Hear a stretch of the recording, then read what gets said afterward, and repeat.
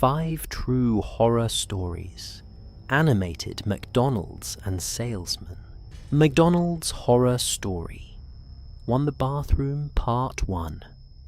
My name is Marcus, and I was 25 years old when this happened. I stopped at a McDonald's in rural Arkansas, about an hour outside of Little Rock, during a late-night road trip. It was a Friday night, 11:30 p.m., and the restaurant was nearly empty.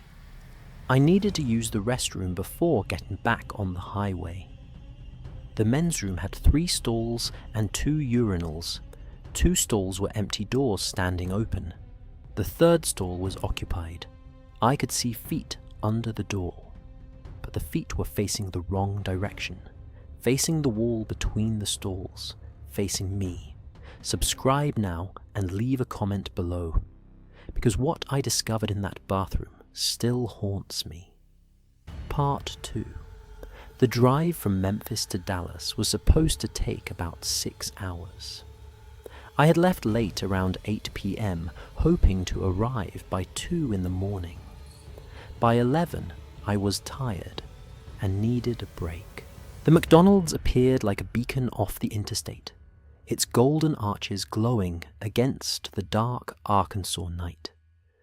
The parking lot held maybe 4 vehicles. Inside the restaurant was quiet. A couple finishing their meal in a booth, a single employee behind the counter, looking half asleep.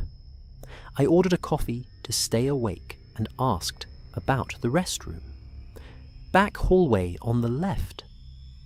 I walked past the kitchen, down a narrow corridor with flickering fluorescent lights. The men's room door was heavy, the kind that swung closed slowly. I pushed it open and stepped inside. The bathroom was standard fast food fare.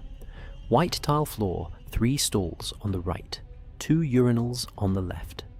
A single sink with a cracked mirror above it. 2 stalls had their doors standing open empty. The 3rd stall, the one closest to the wall, was occupied. I could see feet under the door. Part 3. I walked toward the urinals, glancing at those feet. Something was wrong. In a normal bathroom stall, you sit facing the door. Your feet point forward or to the sides. These feet were pointing at the back wall, at the partition that separated this stall from the rest of the bathroom. The person inside was standing, facing the wall. I stopped walking. Through the gap between the stall door and the frame, I could see a sliver of the person inside, a man, standing on the toilet seat, leaning toward the top of the partition, looking over into the adjacent stall. The adjacent stall that was empty. He was not looking at anything.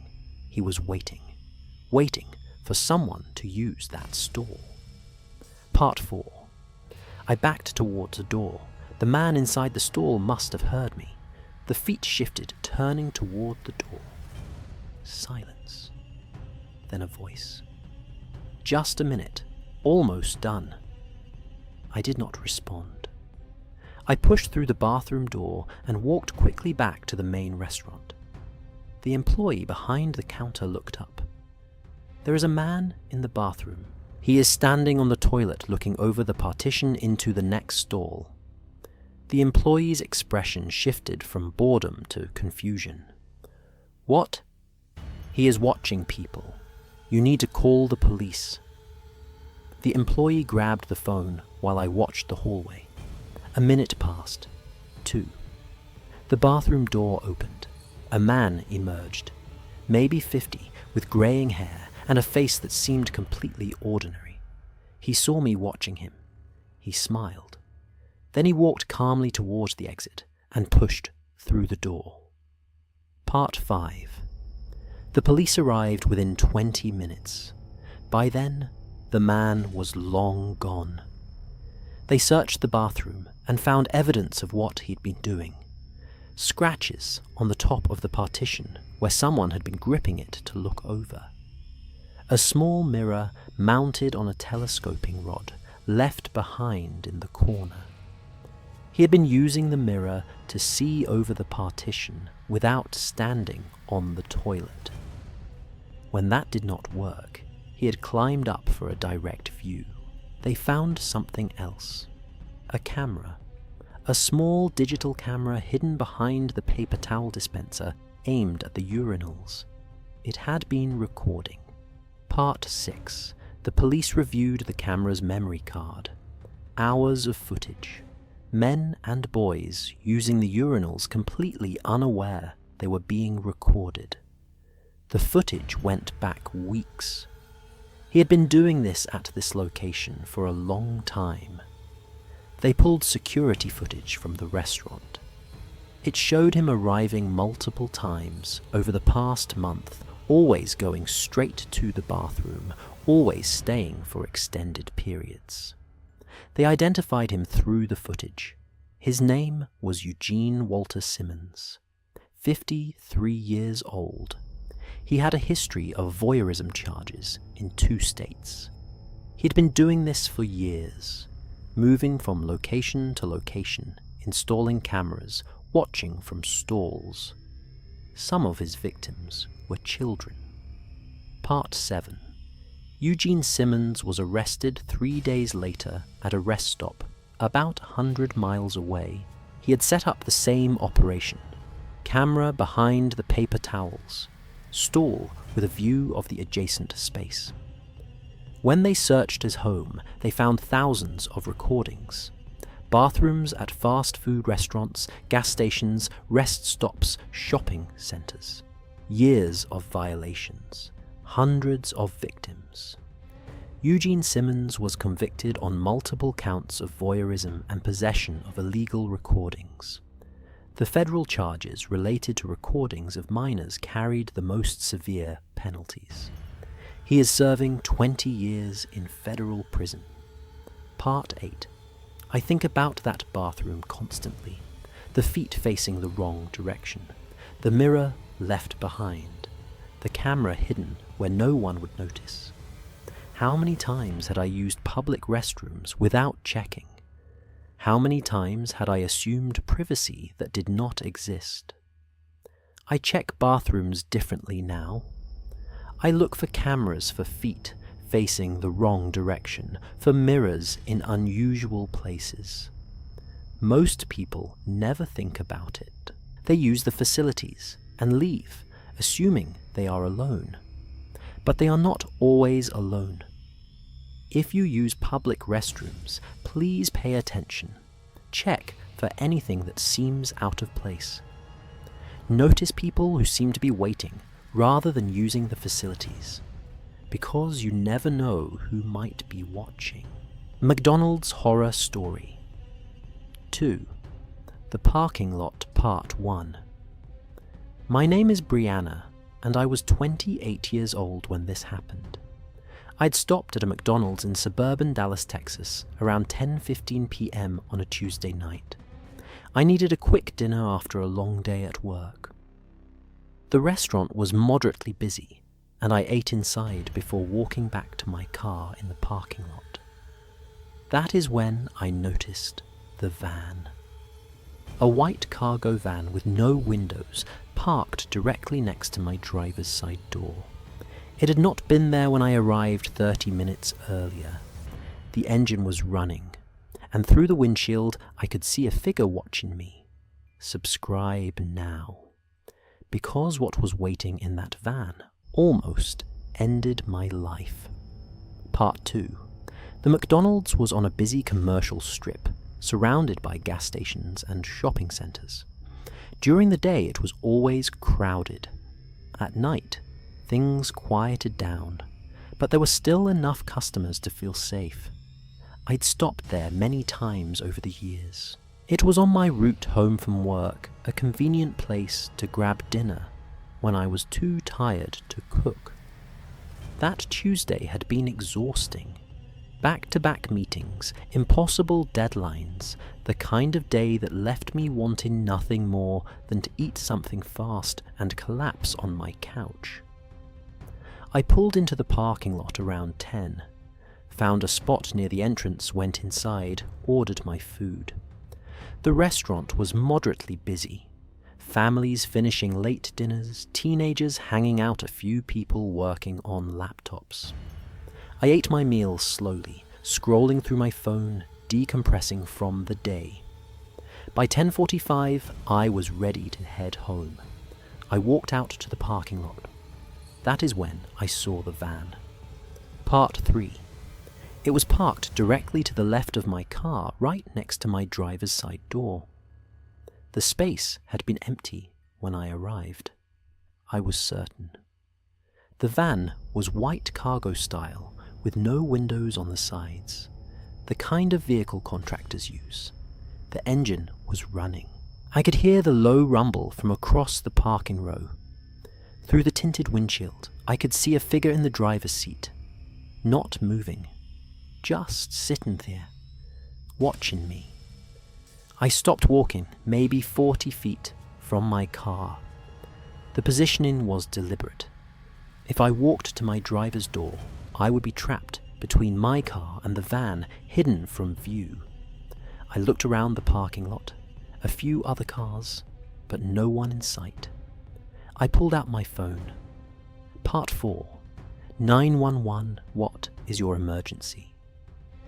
I am at the McDonald's on Beltline Road. There is a van parked next to my car. It was not there when I went in. The engine is running and someone is inside watching me. Can you describe the vehicle? White cargo van, no side windows. I cannot see the license plate from here. Officers are being dispatched. Stay in a safe location. I started backing toward the restaurant entrance. The van's side door slid open. A man stepped out. Large, wearing a dark hoodie. He started walking toward me. Hey, hold up! You dropped your keys back there?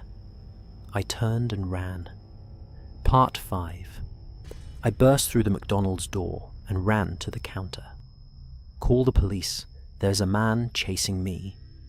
The employees looked up, startled.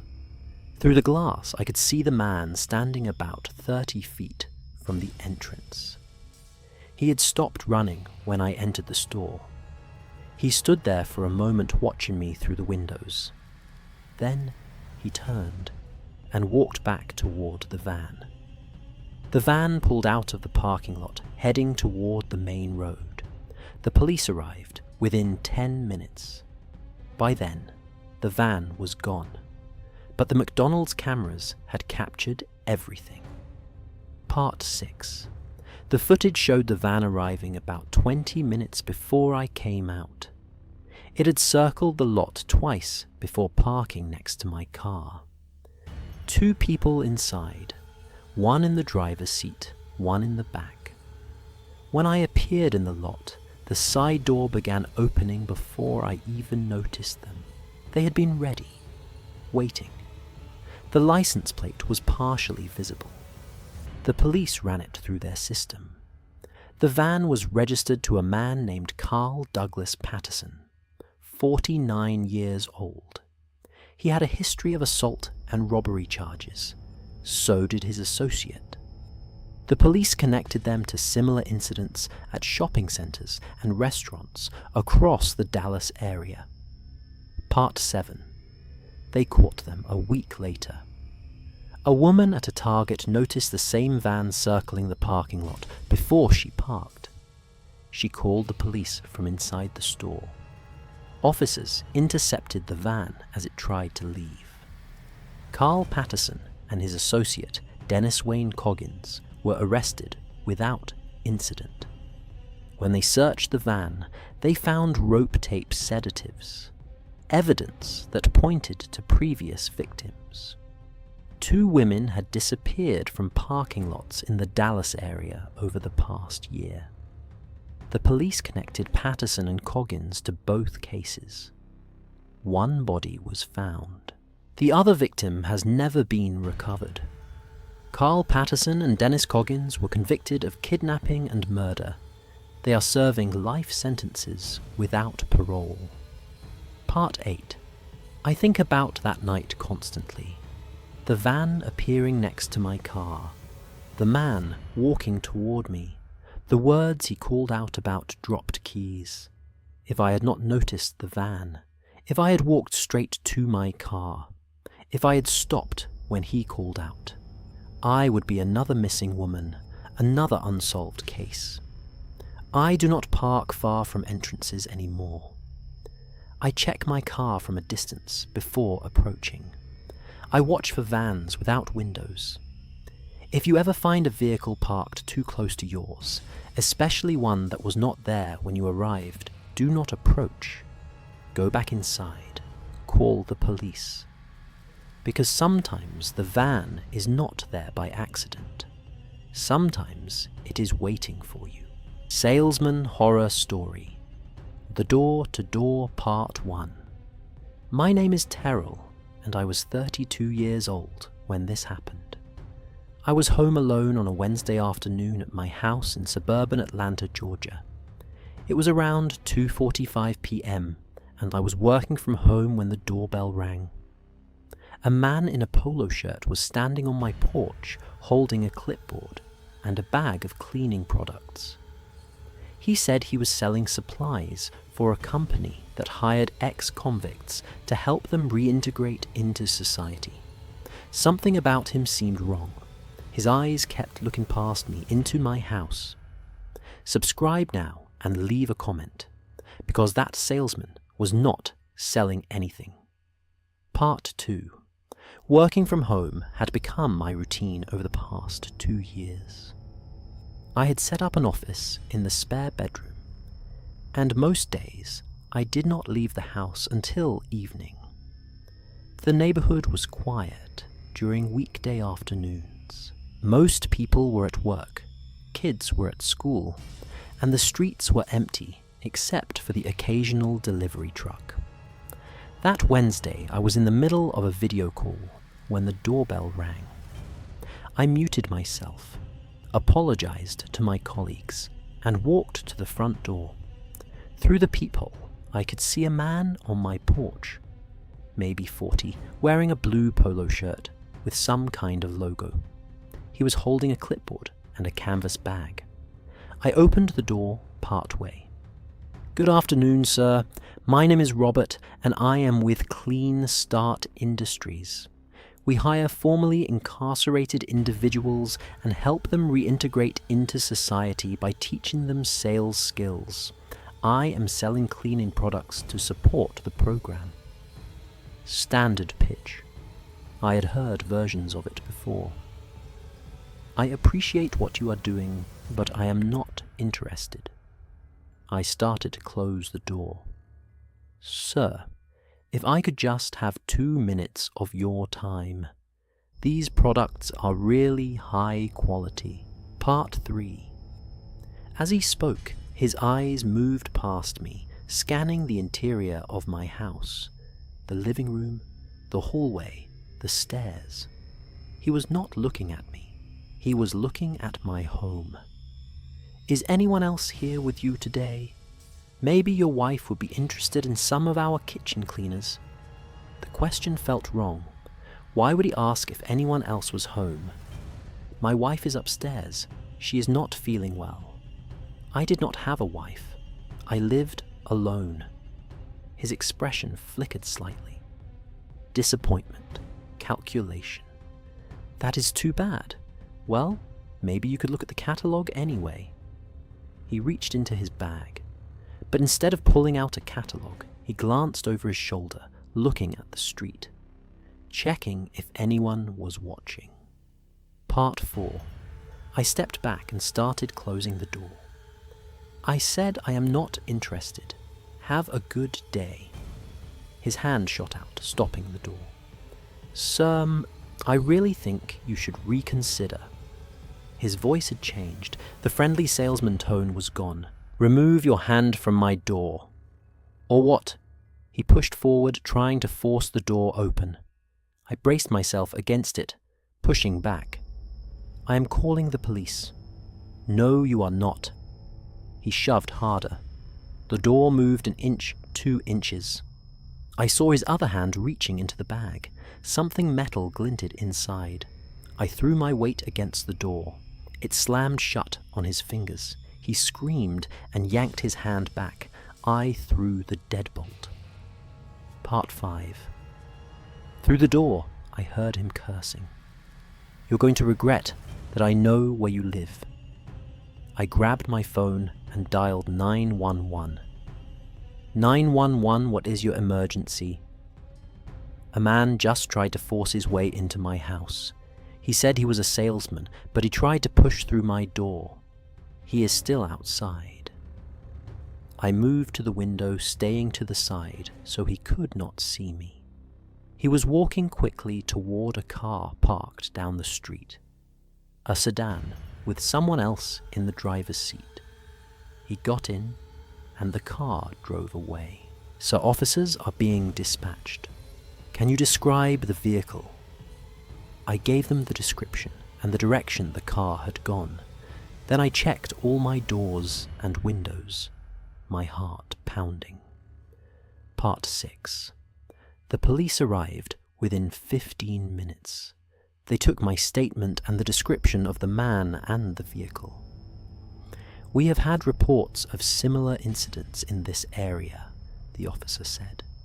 "Someone posing as a door-to-door salesman, checking if people are home alone, trying to gain entry. What do they want? Home invasions, robbery, in some cases, worse." They pulled security footage from my doorbell camera. It showed his face clearly. It showed him trying to force the door. They also captured a partial plate from the car. Within days, they had identified him. Part 7. His name was Raymond Douglas Hutchins, 43 years old. He was not a salesman. He had never worked for Clean Start Industries. The company did not even exist. He had a history of burglary and assault spanning 3 states. His method was simple. Go door to door during weekday afternoons when most people were at work. Find homes where only one person was present. Confirm they were alone. Then force entry. Some of his victims had been robbed. Some had been hurt. One had been killed. Raymond Hutchins was arrested at a motel about 30 miles from my neighborhood. His accomplice, the driver, was arrested with him. They are serving 20 years for home invasion and assault. Part 8. I think about that afternoon constantly. The salesman asking if anyone else was home. His eyes scanning my house. The way he checked if anyone was watching before making his move. If I had not noticed his behavior, if I had opened the door wider, if I had not lied about having a wife upstairs, he would have forced his way in. I would have been alone with a man who had killed before. I have a security system now. Cameras, alarms, reinforced door frames. I never answer the door for strangers. If someone comes to your door claiming to be a salesman, please be careful. Do not open the door wide. Do not confirm that you are alone. Trust your instincts when something feels wrong. Because sometimes the person at your door is not selling anything. Sometimes they are hunting. Salesman Horror Story 2. The Vacuum Cleaner Part 1. My name is Jessica, and I was 29 years old when this happened. I was home alone at my apartment in suburban Phoenix, Arizona on a Thursday evening. It was around 6:30 p.m., and I'd just gotten home from work when there was a knock on my door. A man in a nice suit was standing in the hallway holding a vacuum cleaner and a case of supplies. He said he was offering free demonstrations of a new cleaning system. He seemed professional, polite, legitimate. I let him in. That was my first mistake. Subscribe now and leave a comment below, because what that man did once he was inside my apartment still terrifies me. Part 2. I had lived in that apartment complex for about 2 years. It was a decent building, secure entry, mostly young professionals like myself. That Thursday had been a normal day. I got home from work around 6, changed into comfortable clothes, and was about to start making dinner when the knock came. I looked through the peephole. A man in a dark suit, maybe 40, with neat hair and a professional appearance. He was holding a vacuum cleaner and a small suitcase. I opened the door. "Good evening, ma'am. My name is David, and I am with Premier Home Solutions. We are offering free demonstrations of our new cleaning system to residents in this building. No obligation to buy. Would you have about 15 minutes for a quick demo?" He held up an ID badge. It looked official. I hesitated. "Your building manager approved our presence here," he added. "We have already demonstrated for several of your neighbors." That seemed legitimate. I was curious about the product. "Okay, 15 minutes." I stepped aside and let him in. Part 3. He walked into my living room, setting up his equipment with practiced efficiency. This system uses advanced filtration technology. Let me show you how much dirt a regular vacuum leaves behind. He demonstrated on my carpet, showing me the dirt his machine extracted after my own vacuum had already cleaned it. I was mildly impressed, but as the demonstration continued, I noticed things that seemed off. He kept glancing toward the hallway, toward my bedroom. He asked questions that had nothing to do with vacuums. "Do you live here alone? What time do you usually get home from work? Do you have a boyfriend who stays over?" I did not answer the last question. "I think I have seen enough. Thank you for the demonstration. But I have not shown you the best features yet." He took a step toward the hallway. "What is back here?" Part 4. I moved to block his path. "That is my bedroom. The demonstration is over. I should show you how well it works on bedroom carpet. That is where most dust mites accumulate." "No, I need you to leave now." His expression changed. The friendly salesman mask slipped. "I do not think so. I have not finished what I came here to do." He set down the vacuum hose. "The building manager did not approve anything. Your neighbors did not get demonstrations. I picked you because you live alone on the 3rd floor at the end of the hall. No one can hear anything from your apartment." My blood went cold. "I am calling the police." I reached for my phone on the counter. He grabbed my wrist. Part 5. His grip was painful.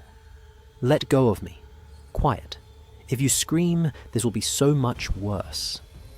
I twisted my wrist, trying to break free. My eyes scanned the room. The vacuum cleaner was between us. The heavy metal attachment was within reach. I stopped struggling. Okay. I will be quiet. Just tell me what you want." He loosened his grip slightly. "That is better.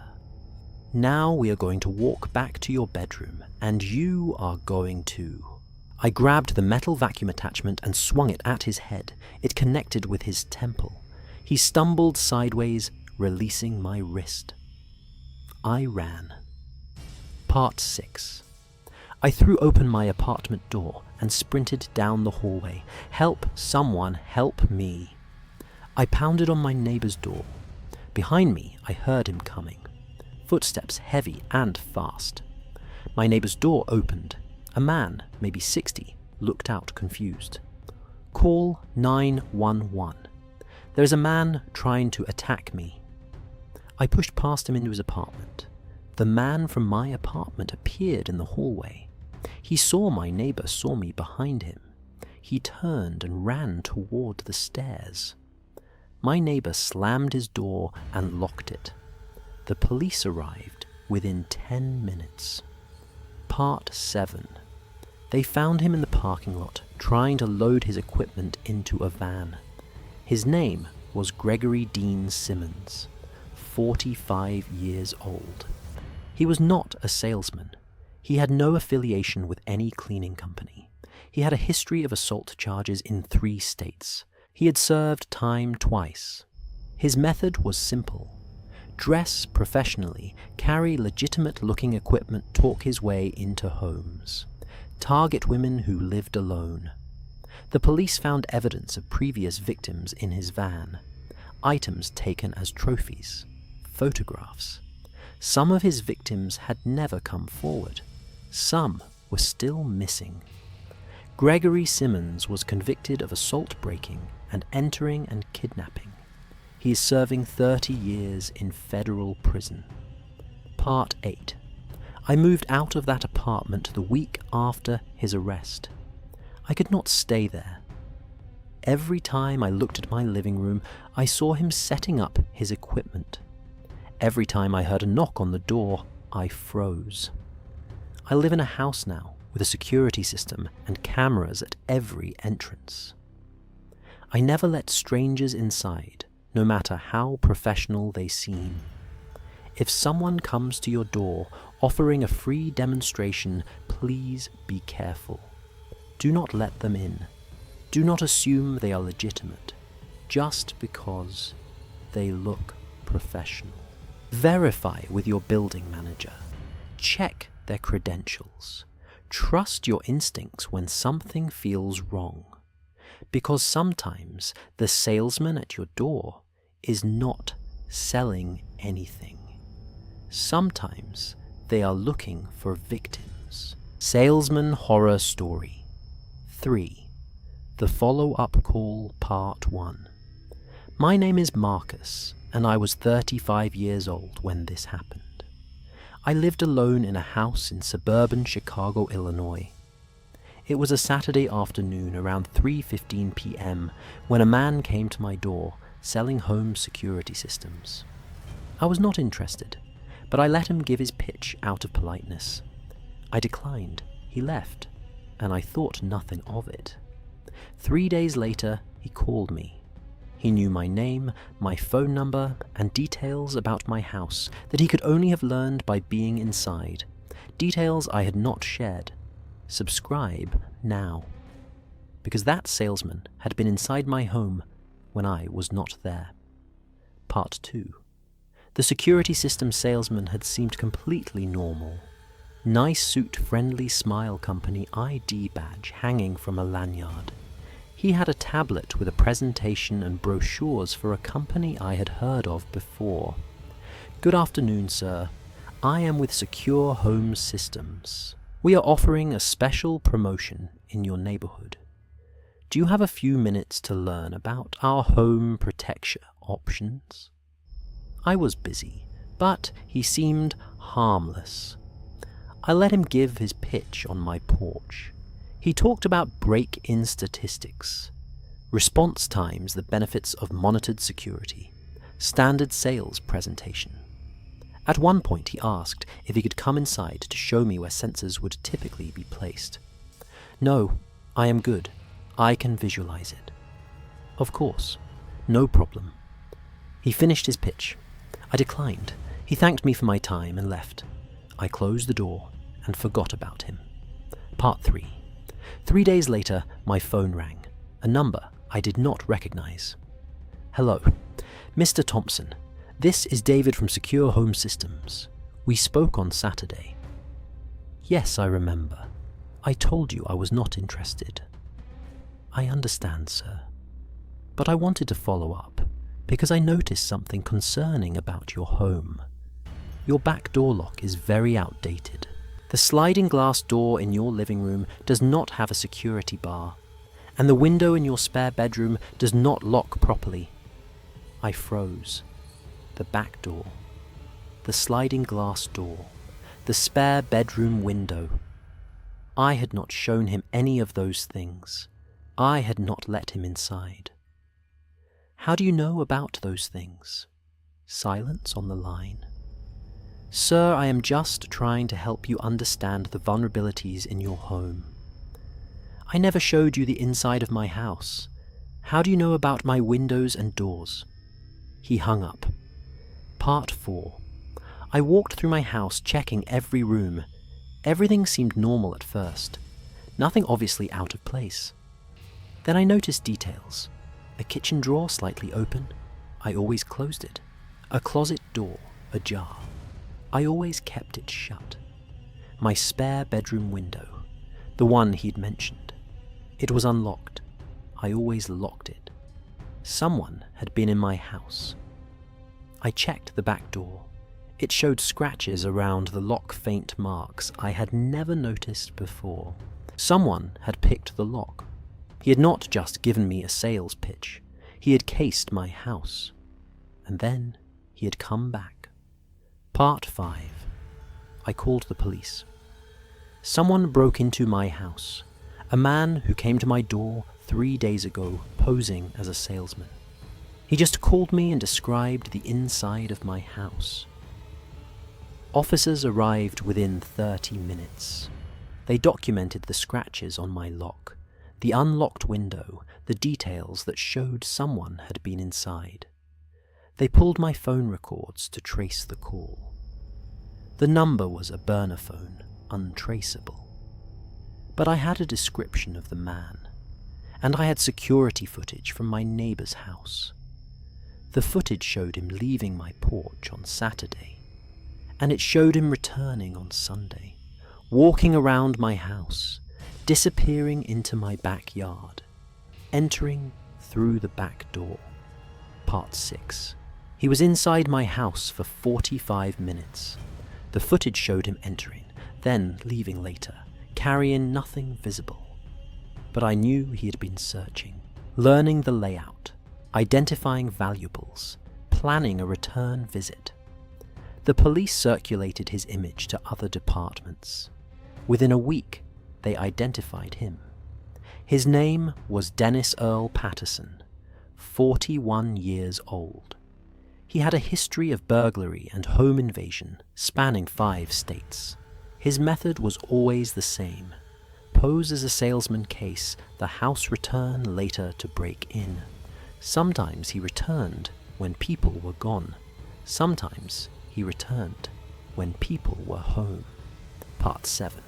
Dennis Patterson was arrested at a motel about 50 miles from my neighborhood. In his possession they found a list. Addresses of homes he had visited as a salesman. Notes about the occupants, their schedules, their security measures. My address was on the list, with notes.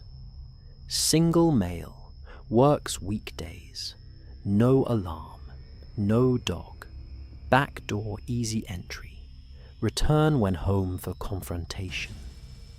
Confrontation. He had been planning to come back when I was there.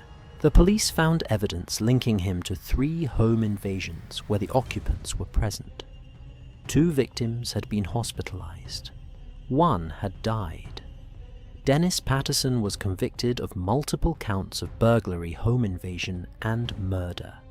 He is serving life without parole. Part 8. I have a security system now, cameras everywhere, reinforced locks, a dog who barks at everyone. But I still think about those 3 days, the time between his visit and his call. He'd been inside my house. He'd walked through my rooms. He had touched my things. And I had no idea.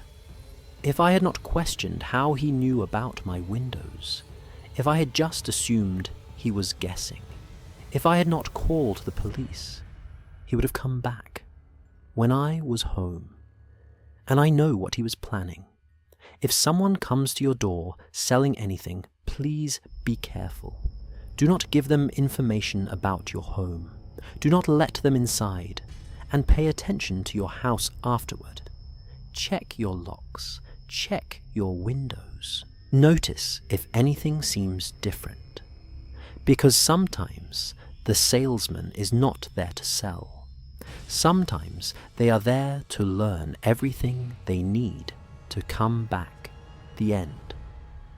If these stories scared you, leave a comment below and tell me which one was the most terrifying. And remember, Whether you're at a McDonald's or answering your front door, always pay attention to your surroundings. Watch for people who ask too many questions. Check your home after strangers visit. And never assume someone is harmless just because they seem professional. Because predators wear many disguises, and they are counting on you to let your guard down. Claw.